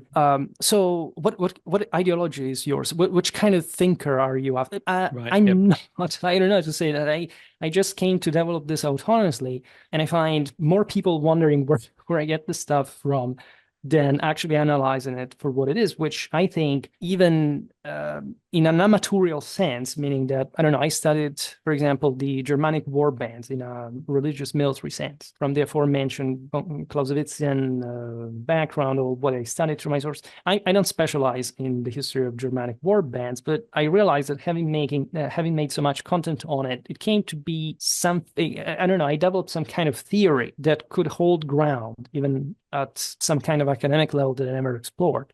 And that I think, because I've never found anyone specifically explaining, not necessarily agreeing with what I say, but because I definitely found a gap, a void in historiography. As if somebody never actually took certain particular aspects in consideration. Like a couple of years ago, I had, for example, a sort of eureka moment, which is, I mean, so to say, identified in the also vexata question of the Indo-European tripartite order, some aspects, actually an overlapping phenomenon, let's say, with the Clausewitzian theory itself, with Clausewitzian Trinity, and what those peoples, as quite warlike peoples in their past, developing their mythology, from this sense of perpetual struggle and the doctrine of struggle and victory would actually match with in fact, the much less picturesque in that sense and much drier ideology of the great 19th century military theorist. That definitely was a person who knew what war was, also in his times. And what strikes me is how much distrust there seems to be. You see, if I just talk about that association in Indo-European tripartite order, this automatically triggers a sort of distrust response. The guy is flirting with some kind of, I don't know, white Yes. supremacism or whatever. Yeah, that's right. But fascism and when you look at it and and this is the beauty of tradition, I would say, how universally encompassing, but also matching with a great deal of things that we came to discover with more strictly, say, modern scientific means today. There is an incredible connection that it's difficult not to see. And that, from my perspective, has nothing to do with any particular progressed ideology or my conservative upbringing in this case. And I could argue that by studying history, I became more conservative.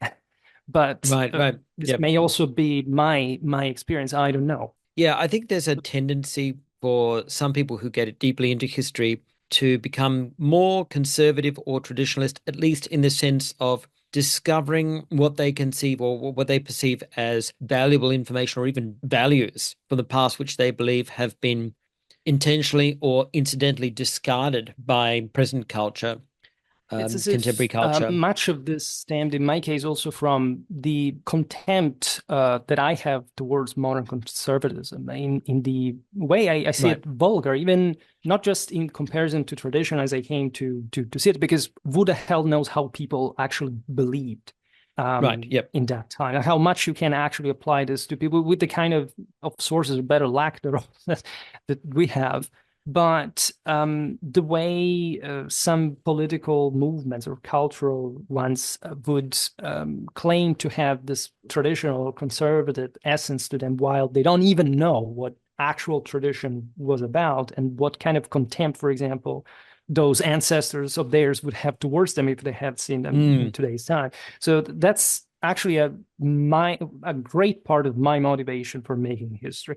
It's not, I don't know, crushing the liberal. I don't live in that space. I have great I don't know, my tutor that I love is a great woman. She followed me throughout.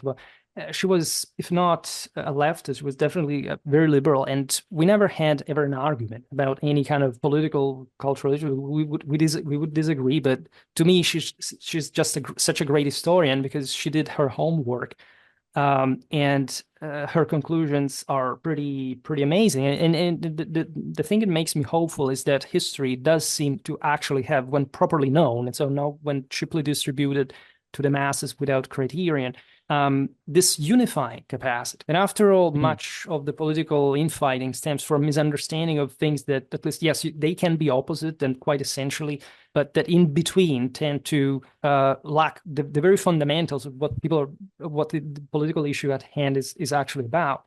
That I think history is really a medicine to reinforce civilization. And I think that tradition originally stemmed from this very concept. Like, if we make sense of something in a way that fundamentally captures the essence of human nature that you can also find today, like expressed in the same ways in, I don't know, biological studies, or this kind, any kind of more straightforwardly and also very hard scientific, and often also sort of leftist dominated to some extent fields. Well, I think there is an enormous potential for agreement and cohesion and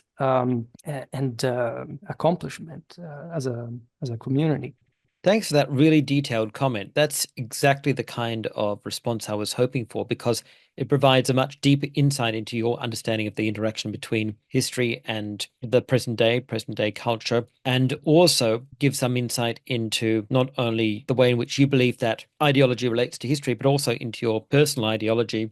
And I think that's probably a very useful corrective to the assumptions many people make about your channel. I think that there's a tendency for people to react very strongly at words like traditionalist and conservative, for understandable reasons, of course. But certainly you would know that in your own comments, you would have many people coming to your channel with expectations that you are going to substantiate their worldview and support their ideology, when in fact that's not your aim and you wouldn't have any sympathy with their political goals. Would that be correct? That would be correct, yes. And an interesting statistic phenomenon after millions of views that I got so far, and to an adequate proportion of comments in other engagements, is that the radical ideologies and this kind of expectation towards my channel being some sort of, far right. I define myself sometimes provocatively because I like Yes. to fuel this kind of misunderstanding as a beyond far right. Right. I Yes. really Yes. mean I understand. Yep. traditional, or again, I don't call myself traditionalist because I have too much respect towards the concept in itself. Mm. But it's mostly young people, young, disoriented people, the kind that I was telling you before, having acquired historical subculture, let's say, mostly just from YouTube videos, as opposed to whatever, their family, their school, their, whatever cultural agents they interact with in their community. And that there is instead a silent majority of sort of more mature people, also from like their mid-20s onward, that are much more also when they do speak up, are more intelligently curious, and also they tend to accept more the point that I make, because at the end of the day they're not really radical points, if not, say, in the metaphysical meaning of a traditional concept that can be extremely different for our own, say, today's conventional morality or things like that. But again, I just like to explain things for the way I understand them on the basis of the evidence that I can find and I can criticize. That's my only goal at the end of the day. Yeah, there's definitely a knee-jerk reaction to words like traditionalist, even perhaps I think more so than the word conservative. And having seen quite a few comments on your videos, there are obviously people who are coming to your channel seeking self-validation, I think, and hoping that you're going to give them to them, Sure, when really sure. that's not your aim at all. No, no. If I may ask a question on a historical event, which obviously has ideological implications, how do you perceive the impact of, and I realize this is a very large question, but how do you see Mhm. the impact of the Enlightenment era on Mhm. European history and, of course, on Anglo-American history and its relation to our understanding of history? Because as you would definitely be aware, one of the paradigm shifts that the Enlightenment did bring was a change in the way of viewing history. If I could say, possibly a more detached critical perspective with the emergence of text critical studies, source criticism, and a separation of the historian from the history in an effort to be a more impartial Mhm. observer, not perhaps, I mean, exactly in the Rankian sense, but I'm sure you know what I mean. Do you believe that Mhm. was a net positive, or what are your views generally? That's a very Anglo-Saxon question, but Yeah, I'm afraid so. no, I Of course, you know, there's a bit of a fixation yeah, on the Enlightenment in the Anglo-American world. Obviously, sure. since our modern cultures, in the Anglo-American world, of course, were very much products of the Enlightenment. So we kind of can't really get away from that, I think. The American experiment, for want of a better term, is seen very much as a product of the Enlightenment and was very clearly influenced by the Enlightenment and the French philosophers, naturally. And to whatever extent the British believed themselves insulated from the French Revolution, very much, of course, they were Yeah. heavily influenced. I don't know whether this actually answers your question, but I think Mm, that the main deal has to do not much with how history was seen, mm. starting from the Enlightenment onwards. There are, I would say, that I spot the most radical changes rather in the Reformation, I would say, Okay, that's regarding very proper valid. Yeah, I historiography. see. Mm, But what I think extraordinary about the Enlightenment is the power dynamics, the mm. governmental forms. Who was actually in charge? Who actually held the, in part, this intertwines with the Reformation, of course. And that's also why much, like, of course, of the Anglosphere and its Protestant, large Protestant background was mostly focused on who does Yes, the power detain dynamic. authority, Exactly. Yep. and also to teach history, among the other things, and to set the standards and in relation to who decides, in fact, that is the king, and what kind of legitimation there is. And that's which is also a very religious issue, for sure. How do you see authority? Is it a God-given quality? Is it Yes. earned? Is it just like a dead institution? And even in that, I, for example, have definitely a general Catholic sympathy, but I don't know. I like figures like Cromwell. I like even Mm. a great part of, I think, as a reaction to the Anglo-Saxon contempt, that at least in a general philosophical sense, in essence, to the French Revolution, actually, I tend to attribute to civil law and say also in the Napoleonic reforms, etc., like much better value than it's always. Because at the end of the day, it was I was saying before that this insular continental difference is also not so essential, let's say, in the way it objectivizes in historical reality. Like you can actually say that, for example, the levels of individual freedom are so particularly distant. Like there is some much more unifying Western quality, I think, to the general, in fact, development of the insular and the continental mentality. I would say it's mostly about the power struggle. Who rules, and in this sense, quite crucially, I would say in a traditional sense, who does deserve to rule? I mean, what does lay at the Yes. foundation of things like self-determination as an individual, as opposed to the actual necessity, of course, of having an impositive, coercive authority that regulates to another extent. And of course, this varies a lot depending on, say, if you're British or if you're American, and like the various consequences all across the Commonwealth, would say. So those are rather individual histories at a point, and I think it's somehow easy how we tend to simply attribute to, okay, that's just a character of that people, and not reflecting on how universally important such political and institutional differences are, right? Still in a Right. world where we are basically we are all different, but we are also still within some, level of human standard, right? And so what Mm. does that mean, right? And that's mostly a historical question to answer. These are the great questions of, I don't know, why did Henry VIII started, I mean, aside from all the issues, of course, of marriage, etc., but started confiscating monastic properties like that. You can't Mm. fail to see, of course, the much more, in that case, insular, like provincial reasons why that would be preferable according to such regimes, but also how groundbreaking it was from the standpoint of a commonly upheld standard of traditional unity that had, in fact, always been gradually deteriorating across the millennia, because this is essentially also what the traditional philosophy is about, the idea that there is a constant degeneration Yes, of of course. the Yeah. world. It's in line with the second principle of thermodynamics. Yeah. Yeah. Uh, Right. and um, and so the question is, wouldn't, like, we should ask we should ask everyone. We should ask also those who came before us, like, Of course. Yeah. why do you think that happens? And Mm. there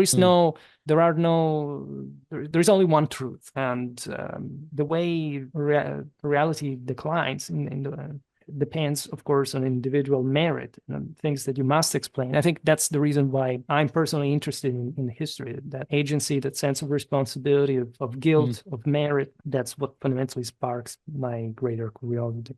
I'm very interested that you mentioned agency. You'll probably know from a couple of the interviews that I've already uploaded that as I was being taught history in my undergraduate studies, there was a stronger Is that the great emphasis on. changes can occur also in a very randomly responsible way, that people don't know Mm. what they're doing, etc. Yeah, I listened to Right, that. yeah, exactly. Yeah, and Um, then and more of an yeah. emphasis on individual agency at the social level. So I was brought up in the social history tradition within Anglo-American historiography, and also, as I've mentioned in a couple of my videos, the post-colonial historical tradition. And for all the faults and weaknesses of both of those traditions, and I do believe that they have weaknesses, one very valid point I think was the re-emphasis of the agency of the individual, particularly at the social level. And I think Mhm. that's very humanizing. And I think that's actually quite unifying. I think it helps us to understand history in a more holistic rather than an atomistic view, rather than Mhm. isolating each individual culture from all the others and saying, well, try to examine it in a vacuum. You can understand that there are actually broader trends across cultures and historical events, and that people do, as individuals, tend to respond very much in the same kind of way. And an individual agents can actually make these kinds of differences in historical events. And I think that's a good antidote to exceptionalism. And in fact, in particular, the rather toxic exceptionalism which can emerge from post-colonial studies, where post-colonial societies, in their efforts to differentiate themselves from their colonizers, do invent very exceptionalist myths, and in asserting their new identity and their independence can place an emphasis on their own traditions and social and historical myths, which are intended to make them special, not just to differentiate themselves from their colonizers, but also to instill a sense of national pride and renew their sense of individual culture. They kind of present themselves in an exceptional way, almost autochthonous, sometimes distinctly arguing for an autochthonous origin and differentiating themselves from all other cultures, making them particularly special. And I do think that there is actually a great danger in that. I think it instills an unhealthy kind of nationalism, not that I'm particularly keen on nationalism anyway, and that understanding agency at the individual level and how that actually is a cross-cultural feature actually helps us to understand history more holistically and understand that we are treating here a great mass of humanity with a very great deal in common, regardless of individual social and cultural differences. Yes, this is true. What I remember from the video that we were mentioning was rather like saying, things really happen for incompetence and, some yes, kind that was of my interview lack with of cynical knowledge, etc. historian. No, I do agree Yeah. with you because as far as that incompetence is concerned, I would say that still there is, of course, an enormous deal. I would have liked you to intervene into while I was listening to the video. A great deal of still actively display, as we were saying before, ability that we tend to give for granted. There is a lot, especially, again, I double down on this because we discussed it, but in the insular view, the idea of the tyrant that is fundamentally an egomaniacal, incompetent idiot that just doesn't know what he's doing, whereas he should, as opposed to this idea of having a providential understanding of how things will work out, etc. We have to understand, of course, that certain things hadn't been done before, and that still all these agents came with a particularly important baggage, I would say, of capacities, of wisdoms, of like in that the relations in their complexity, in their conflictuality, were in fact handled in very remarkable ways from both sides. In fact, the idea of the native passivity or naivete is pretty idiotic to begin with. But I like the sense, of course, of a universal background to because that's also a very traditional thing. Like the universe comes not just from a same origin, but how it remains a sort of organic body that is declined all in different ways, but for reasons that ultimately you can take back to of course, a common origin and something that was originally the same. And in particular, as a Clausewitzian, this gets mostly to the military historical side of the aisle. I deeply reject and despise culturalism. And so the notion that basically, just for example, I don't know, that the barbarian makes war, right? And the fact that civilization instead should be sort of more pacific or rational, that violence belongs just to the brute that the savages, doesn't know better. That's right. This is the absolutely era. not true, and even more. Like I have some contentious views on the same colonialism. I'm not an expert in the era. I don't have like this immense or any more than most like a university basic knowledge on colonialism. But in a traditional sense, there's a quite great deal of sense of responsibility attached to every action, and the fact of different cultures finding themselves in different I wouldn't say stages, because that would sound like a sort of 19th century Darwinistic deterministic categorism of some sort, but the fact that somebody's able to take you over, let's put it in this way, is not something so flattering about you, right? There is, say, where were you where these other guys were around? What kind of political compactness did you show, right? The Europeans were also pretty beaten hard, especially in the early colonial, but up to the 18th century, and aside from later, of course, decolonization, etc. But the sense that, in fact, warfare should not belong to to a fundamental civic education and moral stamina, that's something extremely dangerous. And if you look at Littleheart, you look even at Keegan, etc., there is this inherent, you see, the spies of the ancients, of the same von Clausewitz, that I doubt, for example, Keegan to have ever even actually read or even understood. That's not how it works. And yet we have fed, and that's also how it came to affect in part, for example, and that's another major, actually, I should have said it as a polemologist myself. It's actually a major issue in the Anglosphere that we have somehow let these narratives prevail. And that are somehow so straightforwardly believed by many people, because I think they actually intertwine, at least in my case as a conservative, as I see it as eventually a dangerous thing for the West, for NATO, I often mention in my publications this issue that we had in continental Europe. It was a beautiful pan-European Congress that was called in 1967 to discuss medieval military history. And because of the political climate of the following year, this initiative was aborted, resulting also in further delay in our military historiographical production and understanding. And so I definitely have a great issue with the responsibilization of individuals and the sort of soft approach, a victimistic approach towards anything and anyone, because it kills the potential, what the ancients believed to be the actually divine potential of humanity.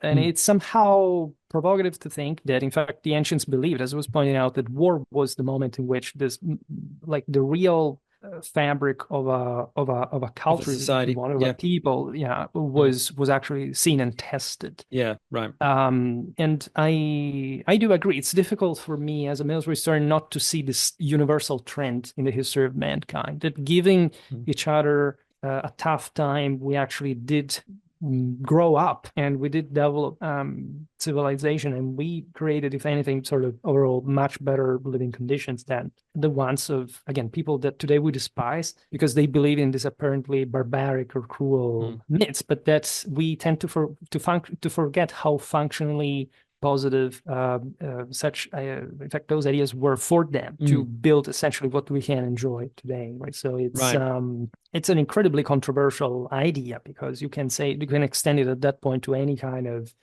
constituted power, including the ones that cause genocide or whatever. But in fact, that's what allows you in perspective to see beyond, right? You don't have to be a denialist or negationist to understand, like, for example, this is a point, for example, that I always make, even though I'm opposed to any kind of totalitarianism. You see, not as a matter of principle, because somebody told me to be opposed to totalitarianism, because I wanted an answer, like, why should I? What if you don't even explain what it is? But because the systems failed in that. The systems were not capable of lasting or resting on their standing on their legs. And they sort of failed and crumbled in the moment in which they took that sort of more violently stupid as opposed to violently intelligent approach, right? Misusing violence for the negative. And that's something I think most adults in, say, not the world, because there are people who live still in para-totalitarian regimes, if you want to say, but in the West, that should uphold this higher standards of, in fact, of morality and power at the same time, do not know and seem to be quite amazed and stunned whenever they hear these statements. And believe me, it's difficult for me. Fortunately, I didn't experience this resistance to my ideas in the academia, strangely enough, even though, as you know, also continental Europe had its fair share of, communistic infiltration and general Marxist culture. Whereas I encountered this resistance mostly from the internet and from those people that paradoxically, in fact, tend to support the flirt, at least with a more anti-traditional, in that sense, more nationalistic and or socialistic way, authoritarian way of behaving. And let's say using stupidly impositive demeanor towards the world, rather than sorting out the best way to create, say, even greater damage to those who need to be damaged in order to make things further work. And that requires, in fact, a truly universal vision. It can't start from just the petty differences between a state or another, or a culture and another. It must provide with, let's call it, holistic, moral and scientific approach that it seems to me in the age of hyper specialization, of hyper compartmentalization, also of the academic thinking, to be crucial, because I frankly don't see a way out of it. Doesn't seem to be a major. There are some, yes, backs and forths in the reaction to these, but they're always less articulated in a truly moral and scientific way, and that is quite disturbing. It should largely, in my opinion, begin from history, from historical studies, rather than, for example, politological ones. There is, for example, in strategic analysis, it became so fashionable, like this concept of geopolitics, and the Right. idea Yep. that there are Yep. some major big factors that are so simpler to understand, as a matter of fact. And most of these initiatives, these communities, I don't know, like schools, whatever, do not start from the fundamental that is actual strategic analysis. That is to say, having a massive historical background in the study of campaigns and battles, how wars are really fought, rather than making a sort of all-in salad, like kind of, oh, let's now explain it. Everything's so complex, look at here and there, but not even having started to make sense of how the thing actually works.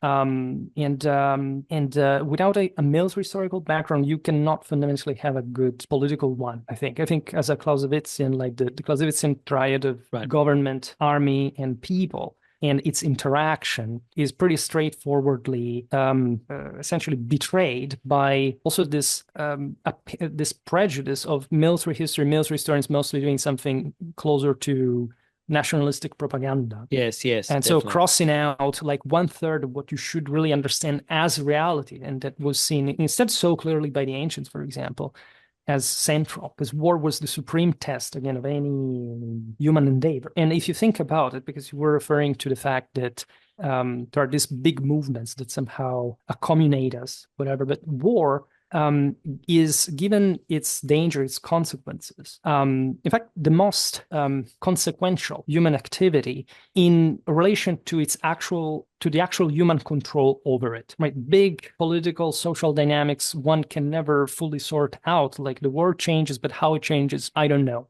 But how war is fought, it's not like a war happens like a thunderstorm. There are people who are Yes. actively fighting and perfectly knowing every single step of the way what they're doing. And that's why agency and responsibility is so much connected with it, and why traditional wisdom emphasized so much this idea. And I believe that von Clausewitz was simply in a more sort of, in fact, 8th and 19th century, also quite, that he was very much influenced by Kant, by Hegel, etc., like in a drier way, in a less historically colorful way. Even though he was a hell of a military historian himself, we tend to forget this. He studied a lot, right? He wasn't absolutely a culturalist. He knew all the various small feudal wars of lords fighting against one another. He's not talking just about the 19th century states. That's a very common mistake. Is actually mirroring the same way in the explanation of what war as a phenomenon fundamentally, essentially is, and how it works. I'm particularly interested by your comment, obviously, on the, for want of a better term, the positive influence or the positive outcomes that conflict can have historically and culturally and socially. I want to comment on that for a couple of reasons. Firstly, I'd like to raise probably what is coming up in a lot of people's minds, the completely anachronistic and obviously dangerous trope, of which I'm sure you're aware, that hard times produce strong men produce good times produce weak men. And yeah, which is, I'm very sure, not what you're saying at all, rather that you're talking about something far more universal, as you were saying there. It's about the human response to conflict, the human response to struggle, and how you're commenting on the fact that an appreciation of that has fallen out of historiography. I find that interesting because in literary studies in particular, and in the generation of literature and the generation of narrative, not just in Western literature, but elsewhere, but particularly in Western literature, conflict, as you would know, is seen as essential. As somebody who has taught literary analysis for many years, it's one of the first things that you teach your students, that conflict is critical to the narrative and conflict is essential for the development of character. And obviously there's a question as to whether or not that's an understanding of conflict in our lives, which is something of a defense mechanism, something of a way of managing with the fact that conflict is ever present in the human experience, Mhm. or whether it is a genuine insight that conflict is necessary for our growth. But I was interested in it because, on the one hand, there is, very rightly, as you say, there is an understandable concern about the idea that conflict is necessary, especially military conflict is necessary in human society, because if that's the case, then we need to start wars. That people would have to Mhm. generate conflicts. I think that's the concern people have. At the same time, in our culture, coexisting, there is this idea that any literary work must have at its core a conflict, Mhm. because it is that conflict which provides the character development which must occur in the narrative. The key characters, the protagonist in particular, cannot remain the same from the start of the narrative to the end. There must be some development, and it's conflict which creates that development. So I think it's interesting that there's almost a paradoxical view there, that in historiography, conflict is seen as, I guess you would say, an aberration, right? It's seen Yeah, as, definitely a negative bias. Yes. yeah, that's right. Whereas in literature, it's seen as a necessary, not just an inevitable, but actually a necessary component. And what strikes me as interesting is that your view of the positive effects that such conflict, even military conflict, can have in society and on cultures is quite akin to the view in literature that that conflict is essential for the individual. I think that, in particular, taking a social history view, the main concern is that while, yes, in some cases it would be definitely understood that certain kinds of conflict, even military conflict, have been necessary to create institutional benefits, Mhm. there is also a concern, especially at the social history level, that even those conflicts which ultimately create important institutional benefits, like the overthrow of an oppressive regime and perhaps the democratization of power and Mhm. the introduction of rights at the individual level, there is still a great amount of harm generated. So, for example, the liberation of a nation from its oppressors, or the liberation of slaves from their masters, institutionally, the conflict is creating a benefit for society, but still at the social level, at the individual level, there is an enormous amount of harm. And I think that's the tension. It's very much that way in leftist circles as well. Speaking as a leftist, there are many people who Mhm. believe that violent armed revolution is necessary for institutional change. It is Mhm. simply not possible to vote social change into existence. The view is that positive social change cannot happen without violent armed struggle, and that Sure. is ironically very much more akin to what you were saying. Not just that conflict is an inevitable part of the human experience, but that it is necessary, particularly necessary in order to make political change. So the idea that positive political change, positive social and cultural change is impossible without violence, particularly violent conflict, and that there's no possible way that people can enact such positive changes through an electoral process, since electoral processes are Mhm. seen by many leftists as fundamentally a tool for maintaining the status quo of the established authorities and power Yeah. institutions. So I think it's quite ironic that, to some extent, and in some ways, there is a parallelism between your view of conflict in historiography and its influence on society and its positive byproducts, and that of leftism, or at least certain strains of leftism, and also in literature Yes. and literary studies There is, itself. and I would tell you that say communistic kind of, if you say, I don't know, Soviet Russia or Maoist China, did stem actually a great deal of their military doctrine from Clausewitzian theory. Lenin was one of the Right. greatest interpreters of the Clausewitzian and applier of the Clausewitzian thinking. And in fact, I definitely do see a contrast between. That's why I don't like culturalism. Why I don't like the leading kind of military expert, or say people teaching even at Sandhurst, that we're talking people that inform really the next generations of military Mm. leadership and so on such rigged view, in great part because after World War II, the West didn't really undergo any, by scale, any significant, any comparable, Conflict. Mm. yeah, I would say war, because War. this Okay. is Yep. very crucial Yep. to answer your question, because aside from the fact that there are simple economical policies that kill hundreds of thousands of people, like you block the export of dairy products, so many people can die, and nobody will even know that. Whereas you kill 30 people, and that is on everywhere on the news. Conflict is inherent, I would say, in the evolutionary biological essence, let's say, of any living species. And of course, like conflict, because war is something else, and that's also why we normally describe it as associated to a certain level of societal development and so on. This is not so important, but at least for our conversation. Mm. The cliche of say tough times making tough men and all this story. They say I will give a traditional answer to this. First of all, regarding the destructiveness of war and the worthiness, like the cost-benefit ratio, indeed it does seem that in human history, war more often than not, at least as a political option, because it always is the swiftest, it's sort of the most rapid, but it does not turn to be the most effective in terms of cost-benefit ratio problem solving. The way, of course, and this is also a way, however, how wars get to be actually fought to begin with. I mean, there must be a very specific reason for such conflagration to take place. It's hardly just, it's a matter of will, after all. It's a matter of moral forces primarily. The problem that we see also, for example, in the militaristic totalitarian regimes, like big Soviet Russia, or and all the kind of violence that existed there, for example, just at a societal level, the terror, the paranoia, etc. This would actually weaken people, right? Tough times do not necessarily make tough people. They can make tough people to an extent, but not necessarily to a serviceably civilizational capacity, including the military one. And this is why ultimately this country still lag behind. So who are these tough people? Like maybe they are very tough people. Maybe they're habituated to strive in life. They have with all the shortcomings of that, much higher rates of depression, etc. Because this is what tradition fundamentally said, that still we are a fallen kind, and that even Yes, though right. war is an Yep. option, as a political instrument, it's still wielded by people who are fundamentally raped, and so do not know exactly how to use that. Right, holy war in Mm. traditional understanding is a recompositive process.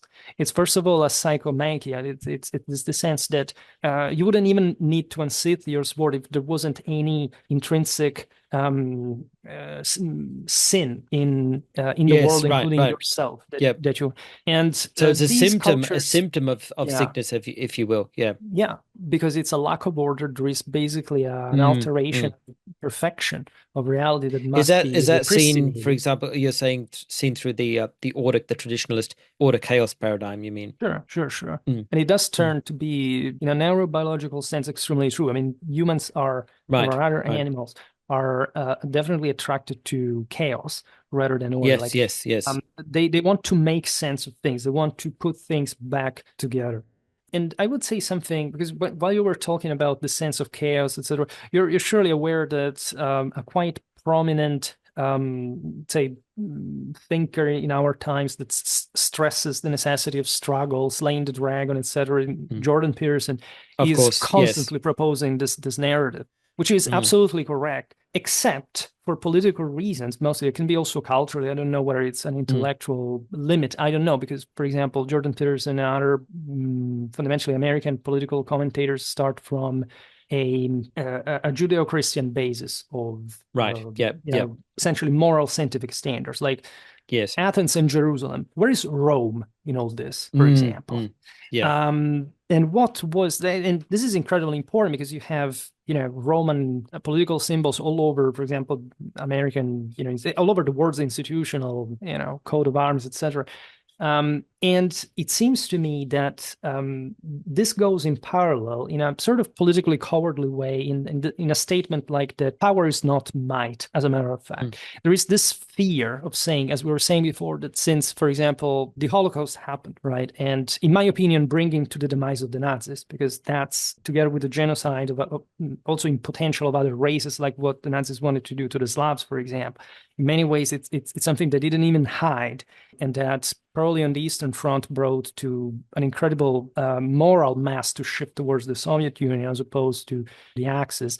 The sense being that who has power and uses it doesn't have an intrinsic merit other than the one that comes to be eventually applied, right?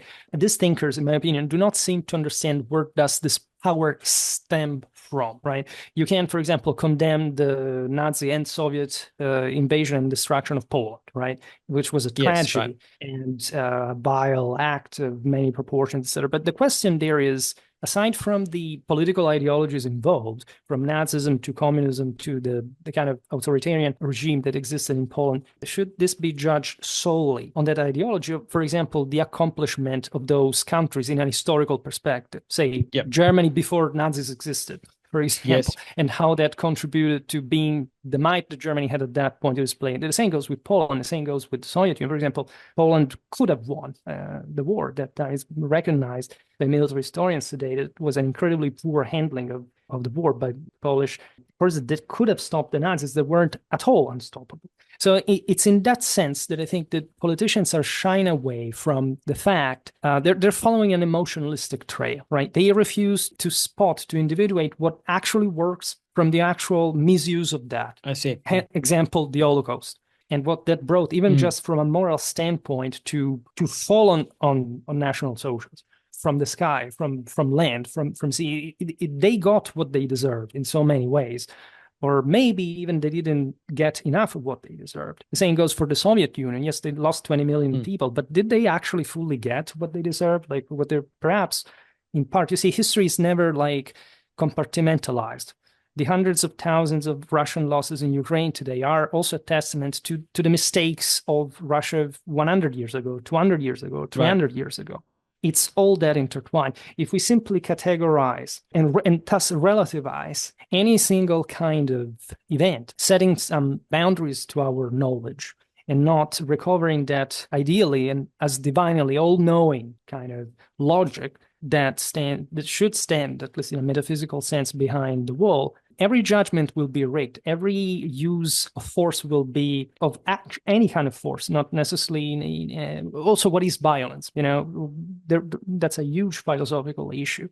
You can simply intimidate a person without even touching them. There is so much in terms of deterrence, for example, in the same boosting effect of somebody's defenses that evidently shows how human groups behave with one another and how, in this case, positive it is to, at the end of the day, building up. You see, it's not a destructive process, right? Becoming more powerful. It's something that comes together with a mastering of not just of knowledge, but of actual capacity to make things work. And so I believe that this is the measure, and that will actually create strong people. That will actually train all the muscles that you need, and not just say physical muscles, or having the guts of shooting someone point blank range in the face, but actually knowing how to make a military might work. And to know when to use it on the basis of the experience that you got while you were building it up. So I think I don't see personally in the sort of general political landscape any convincing idea regarding what essentially political, military, and social power should fundamentally be. And definitely also the communists, the sort of the extremistic communist, like the permanent revolution, etc. All these ideas are silly because, again, traditionally, the problem there is that communism denies tradition, denies properly the value, the supernatural value of the individual. So anything that it can attain other than a prefixed condition for which, I don't know, the means of production that are literal machines are more important than human beings. There's almost a cathartic process there, but it's a destructive one. And that's why also from a military historical point of view, communism definitely could win wars, but could definitely not bring prosperity or happiness or, a great deal of particular accomplishments to its people. And so ideally a god, like I think it was Jefferson said, if men were angels, we wouldn't need governments, we wouldn't need any impositive mean of regulation. However, here we are. And the actually controversial aspect about traditional thinking in this is that in order at least to maintain this aptness for succeeding in conflict, there had to be some sort of not just ritual, actual fight, but also blood spilling. And so this sort of brutalization of somebody's mind to wake up from a sense of stasis that is connected with this sort of detachment from that instead will to make sense, to make order in the world. That also, like why I made a video recently, like why were the Romans the only people in the world that staged massive games with mass massacring for the time standards? And then that's not random. That's not strange if you understand what Rome did in conquering the world. it goes in parallel. And you see, we have not been given an answer to that. We have tons of documentaries showing, look, the Colosseum, look at this arena, that's the gladiators, we'll look at what weapons they use. But why did the Romans do that? Really, other than the silly idea that they were barbarians, that they like to see people die. Right. That's the great, that's a human crime. A crime against humanity in itself, in a historical version of the same, because you're basically depriving yourself from the most fundamental notion of these people died there. They were actually making them fight and die. They slaughtered criminals, they slaughtered people that went against their own beliefs. But why did they do that? That part of history, that part of the history that answers that question and reflects on it, has been completely removed from our curricula, from our educational system. And this is damaging. It's making us weak. We are definitely growing weaker, and this is extremely dangerous. I really appreciate the depth you've gone into on that issue, but I just want to make a couple of final comments before we wrap up. And I really do appreciate the enormous amount of time you've spent on this, as you've been very generous with your time. And this has been enormously valuable, I think, because it has covered a lot of the issues, not just the historical issues that I wanted to cover, but obviously the other issues, the cultural, the ideological. I wanted to make a comment on, I can't help making a comment on, in fact, what you said about Peterson, just only to express my dissatisfaction with his interpretation of and application of the chaoskampf, because I think that fundamentally he grounds it in a Jungian idealism rather than historical reality. And I think partly because that separates it from real life and places it in literally in a realm which is far more abstract and untouchable, and certainly far more nebulous, particularly given the way that Peterson interprets Jung and arguably misinterprets Jung. I think that that is why his application of the chaoskampf, the struggle against chaos, is fundamentally unuseful, because I don't think it's grounded in historical reality. And that is why he typically raises it in the context of ideology and culture war, which I don't think is very useful at all. I don't think that his endless culture warring and his attempts to use the chaoskampf as an ideological lens is ultimately very profitable. I see him having stumbled across a tool from the wrong end, so to speak, because he's come across the chaoskampf from the Jungian idealist perspective. I don't think he actually really understands it, ironically, in its traditional form. And by its traditional form, you would know that I mean all the way back to Sumerian and Akkadian manifestations of the chaoskampf, literally the chaoskampf in the Enuma Elish and the Epic of Gilgamesh and other texts. That's the only comment I want to make about Peterson. I think that he has stumbled across this tool, but because he came across it at the wrong end, he doesn't fully appreciate and understand how it could be used in practical terms. That's what irritates me about Peterson. And also because I think that he does involve himself far more in culture war and ideological bickering rather than the actual practical concerns of understanding how to reform or reconstitute or improve society. Although he speaks a lot about the importance of improving society and returning to certain values and things, I don't think he actually really follows through, because I don't think he can, because I don't think he actually has a very good understanding of history. Anyway, that's just my personal comment on Peterson. It's admittedly his limit. I mean, sure, exactly. I mean, the guy's a psychologist in the Jungian tradition, so I don't expect him to have that knowledge, he doesn't, obviously. I would say, from that military historical and religious historical perspective, he doesn't bring the chaos, the dragon kampf to the actual extent to which the peoples believe that. Which maybe even actually against the, I don't know, maybe your views, because as I said, I'm beyond far right. Right. Yeah, understand.